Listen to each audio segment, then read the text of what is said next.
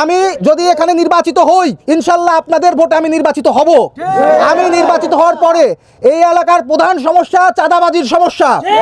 ইনশাল্লাহ আমরা এই মাটিতে, রাজবাড়ির মাটিতে চাঁদাবাজি মুক্ত করে দেবো ইনশাল্লাহ। আমি গোয়ালন্দ থেকে পাংশা পর্যন্ত 5 উপজেলায় যেখানে গেছি সেখানেই খালি চাঁদাবাজিদের কথা। প্রত্যেকটা জনগণ হয়তো অন্য দলের মিছিলে যায়, কিন্তু গোপনে রাতে এসে আমার কাছে কান্না করে যে ভাই চাঁদা নিয়ে গেছে। এই চাঁদাবাজদের আমরা নির্মূল করে দেব। আর একটা বালিয়াকান্দিতে আসছি, বালিয়াকান্দি সম্পর্কে একটা কথা বলি। আপনারা জানেন যে প্রথম মুসলিম সাহিত্যিক এই বালিয়াকান্দিতে, তার কবর মীর মোশাররফ হোসেনের। আমার একটা ইচ্ছা আছে, আমি সরকারকে সংসদে গিয়ে বোঝাইতে চাই যে মীর মোশাররফ হোসেনের নামে একটা ইউনিভার্সিটি করতে হবে। আমি মীর মোশাররফ হোসেনের নামে একটা ইউনিভার্সিটি প্রতিষ্ঠা করতে চাই এখানে। আমি যদি নির্বাচিত নাও হই, আমার যে ক্যাপাসিটি আছে সেই ক্যাপাসিটি দিয়ে সরকারকে বোঝায় ইনশাল্লাহ আমি এখানে একটা ইউনিভার্সিটি প্রতিষ্ঠা করবো এই বালিয়াকান্দিতে। এরপরে এই আপনারা জানেন যে আমাদের যে বালিয়াকান্দিতে মহিলা কলেজ নাই, ইনশাল্লাহ এটাও হবে। এবং আরেকটা জিনিস, যে আমার নির্বাচনের এরিয়ার বাইরে যে এই জেলা আছে, এই জেলারও তো আমরা মানুষ। আমি এই 5 উপজেলার ভিতরে কোনো একটা উপজেলাতে বা সদরেও হতে পারে একটা মেডিকেল কলেজ করতে চাই।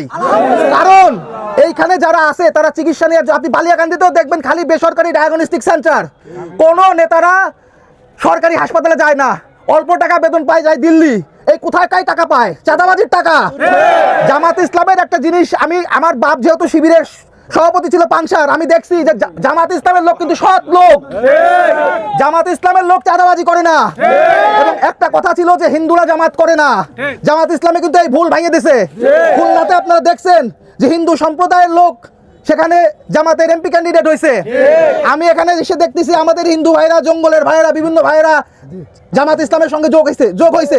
যারা জামাত ইসলামে যোগ হয় নাই, এরকম অনেক হিন্দুরাও আমাদের সঙ্গে আছে, আমাকে ব্যক্তিগতভাবে ভোট দিতে চায়, পছন্দ করে। তো আপনারা আমার জন্য দোয়া করবেন।